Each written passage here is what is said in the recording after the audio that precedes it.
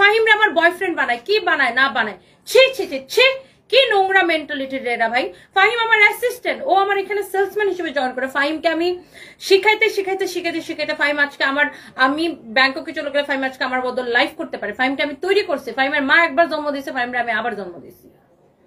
কি বলে না বলে মানুষের কি চিপ মেন্টালিটি, নোংরা ছোট লোক মানে বদমাইশ গুলা কোথাকার।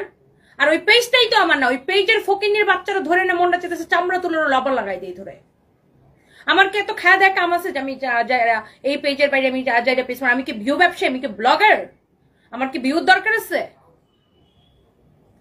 নোংরা ফাজিল কোথাকার, মেজাজটা খারাপ লাগে।